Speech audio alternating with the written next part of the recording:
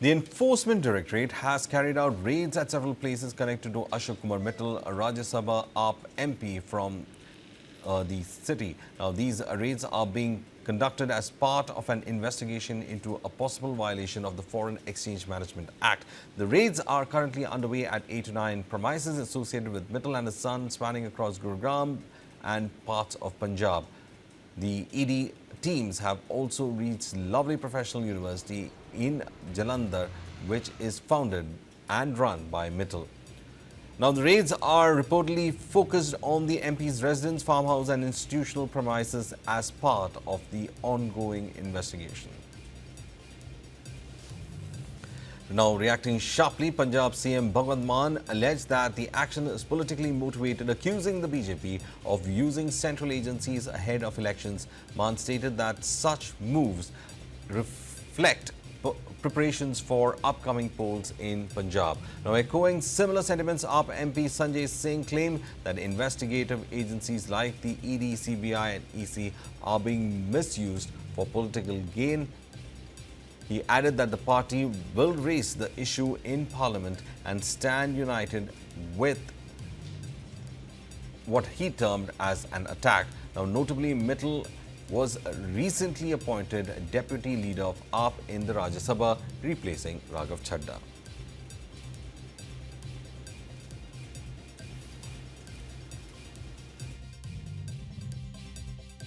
अशोक मित्तल पर अचानक इतने बड़े पैमाने पे छापेमारी करना, ये उसी खेल का एक नमूना है, एक शुरुआत है। लेकिन ऐसे कितने भी प्रयास आम आदमी पार्टी के खिलाफ पहले भी बीजेपी कर चुकी है, उनको कोई लाभ नहीं हुआ। इस खेल से भी उनको कोई लाभ नहीं होगा।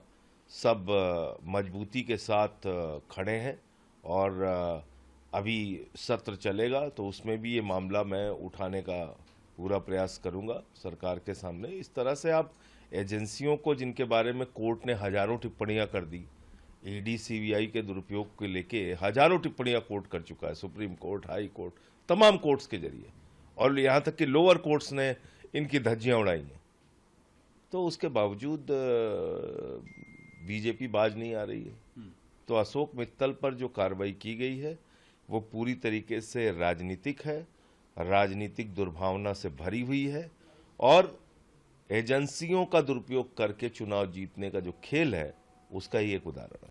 आम आदमी पार्टी के पंजाब से सांसद अशोक मित्तल के घर पर और कई ठिकानों पर ईडी की सर्च चल रही है। इसको लेकर के आम आदमी पार्टी ने कहा है कि दरअसल पंजाब चुनाव जो आ रहा है इसको लेकर के ये कवायद शुरू हो रही है।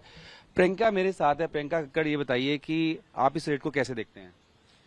देखिए, there are no coincidences in politics. हमें ये विश्वसनीय सूत्रों से खबर मिली है कि हाल ही में राघव चड्ढा जी की बीजेपी के टॉप नेताओं के साथ मीटिंग हुई, जहां ये निर्णय लिया गया कि अशोक मित्तल जी, जिन्होंने रिप्लेस किया राघव चड्ढा जी को as a deputy leader in the upper house, उनके ऊपर ईडी की छापेमारी होगी और राघव जी को Z+ सिक्योरिटी दी जाएगी।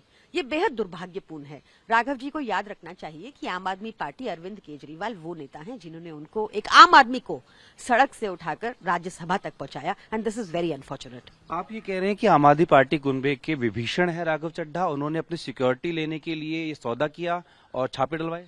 देखिए, हमारी खबर पक्का है कि ये जो छापेमारी हो रही है, दिस इज नॉट कोइंसिडेंटल। ये जो राघव चड्ढा जी को इमीडिएटली साइमल्टेनियसली Z+ सिक्योरिटी दी जा रही है, this is not coincidental, and it is very unfortunate कि राघव ने ऐसा कदम उठाया। अब आपको जब इतना भरोसा है कि राघव चड्ढा के कहने पे ही ये तमाम चीजें हो रही हैं, रेड डल रही हैं, तो क्या पार्टी भी कुछ उन पे एक्शन लेने की तैयारी कर रही है? देखिए, this is for the top leadership to decide. जो भी उनका निर्णय होगा वो हमें मंजूर होगा। बात करने शुक्रिया। तो साफ तौर पर आम आदमी पार्टी का कहना है कि ये जो सर्च चल रही है, रेड डल रही है, इसके पीछे राघव चड्ढा है, क्योंकि राघव चड्ढा को राज्यसभा में पार्टी के उपनेता पद से हटाकर अशोक मित्तल को जो है नियुक्त किया गया था और इसीलिए जेट सिक्योरिटी लेने के लिए उन्होंने ये सौदा किया। इस तरह के आरोप जो है आम आदमी पार्टी लगा रही है।